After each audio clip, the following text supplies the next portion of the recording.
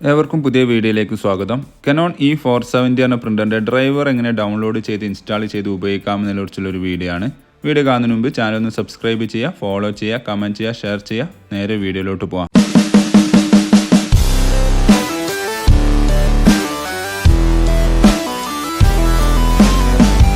ഏതെങ്കിലും ഒരു browser open ചെയ്യുക. അവിടെ ഗൂഗിളിൻ്റെ ഹോം പേജ് എടുത്തതിന് ശേഷം Canon സപ്പോർട്ട് ഇന്ത്യ എന്ന് ടൈപ്പ് ചെയ്ത് സെർച്ച് ചെയ്യുക. ഇവിടെ നിങ്ങൾ സെർച്ച് ലിസ്റ്റിൽ നിങ്ങൾക്ക് ഫസ്റ്റ് കാണുന്ന സൈറ്റ് കാണാൻ സാധിക്കും. Canon ഇന്ത്യയുടെ ഒഫീഷ്യൽ വെബ്സൈറ്റ് ആണ്. ജസ്റ്റ് അതൊന്ന് ഓപ്പൺ ചെയ്യുക.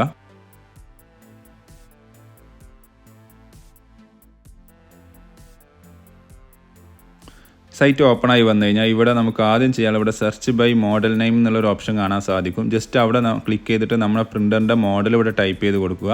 ഞാനിവിടെ E470 എന്ന് ടൈപ്പ് ചെയ്യുന്ന സമയത്ത് താഴെ അവിടെ ലിസ്റ്റ് ചെയ്ത് വരുന്നത് നിങ്ങൾക്ക് കാണാൻ സാധിക്കും. അപ്പോൾ നമ്മളത് സെലക്ട് ചെയ്യണം. അത് സെലക്ട് ചെയ്യാതെ ഒരിക്കലും മുന്നോട്ട് പോകാൻ പറ്റില്ല. അപ്പോൾ ജസ്റ്റ് സെലക്ട് ചെയ്ത് കഴിഞ്ഞാൽ നെക്സ്റ്റ് പേജിലോട്ട് പോകും. അവിടെ നമ്മൾ പ്രിൻ്ററിൻ്റെ പേര് കാണാം, ഫോട്ടോ കാണുകയൊക്കെ ചെയ്യാം. അപ്പോൾ അത് നെക്സ്റ്റ് ചെയ്യാനുള്ളത് ഇവിടെ നമ്മൾ ഓപ്പറേറ്റിംഗ് സിസ്റ്റം ഏതാണെന്നുള്ളത് സെലക്ട് ചെയ്യണം. താഴോട്ട് സ്ക്രോൾ ചെയ്യുന്ന സമയത്ത് നിങ്ങൾക്ക് ഇവിടെ കാണാൻ സാധിക്കും ഓപ്പറേറ്റിംഗ് സിസ്റ്റം എന്നുള്ളൊരു ഓപ്ഷന്.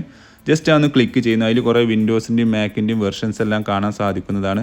നിങ്ങളെ OS ഏതാണോ അത് ഇതേപോലെ ബ്രാക്കറ്റിൽ ഡിറ്റക്റ്റഡ് എന്നാണ് കാണിക്കുന്നുണ്ടാവും. അപ്പോൾ അതായിരിക്കും നിങ്ങളെ OSൻ്റെ വെർഷൻ വരുന്നത്. എൻ്റെ ലാപ്ടോപ്പ് ഇപ്പോൾ Windows 10 64 ബിറ്റാണ്. അതുകൊണ്ട് ബ്രാക്കറ്റിൽ ഡിറ്റക്റ്റഡ് ആണ് കാണിക്കുന്നുണ്ട്. ഞാൻ ജസ്റ്റ് അതൊന്ന് സെലക്ട് ചെയ്യുന്നു. എന്നിട്ട് റൈറ്റ് സൈഡിൽ കാണുന്ന സെർച്ച് എന്നുള്ള ക്ലിക്ക് ചെയ്ത് കഴിഞ്ഞാൽ ഈ പേജ് ഒന്ന് റീലോഡായി വരുന്നതാണ്. അപ്പോൾ റീലോഡായി വന്നു കഴിഞ്ഞാൽ താഴോട്ട് ഒന്നുകൂടി സ്ക്രോൾ ചെയ്യുക. സ്ക്രോൾ ചെയ്യുന്ന സമയത്ത് ഇവിടെ കുറേ പേരുകൾ കാണാൻ സാധിക്കും നിങ്ങൾക്ക്. അതിൽ ജസ്റ്റ് താഴോട്ട് സ്ക്രോൾ ചെയ്യുകയാണ് ഞാനിവിടെ.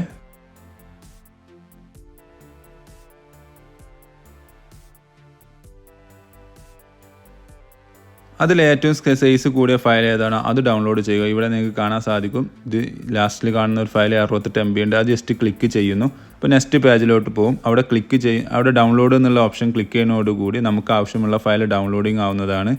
ഡൗൺലോഡ് കംപ്ലീറ്റ് ആയി കഴിഞ്ഞാൽ ജസ്റ്റ് ആ ഫയലിൻ്റെ അവിടെ ഡബിൾ ക്ലിക്ക് ചെയ്യുക. ഇൻസ്റ്റാളേഷൻ ഫയൽ ഓപ്പൺ ആയി വരുന്നതാണ്. അപ്പോൾ നിങ്ങളിപ്പോൾ USB കണക്റ്റഡ് ആണെങ്കിൽ ദയവ് ചെയ്ത് USB റിമൂവ് ചെയ്യണം. ഇവിടെ റൺ എന്നുള്ള ക്ലിക്ക് ചെയ്യുന്നു. അതിനുശേഷം ചെറിയൊരു എക്സ്ട്രാക്ഷൻ നടന്നതിന് ശേഷം നമ്മൾ ഇൻസ്റ്റാളർ ഓപ്പൺ ആയി വരുന്നതാണ്.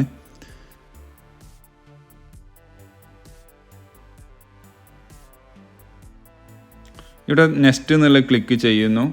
പിന്നെ ചോദിക്കുന്നത് നമ്മുടെ ലാംഗ്വേജ് റെസിഡൻസ് ഏരിയയാണ് ചോദിക്കുന്നത്. ഞാനിവിടെ ഏഷ്യ എന്നുള്ളത് സെലക്ട് ചെയ്തുകൊണ്ട് നെക്സ്റ്റ് എന്നുള്ളത് കൊടുക്കുകയാണ്.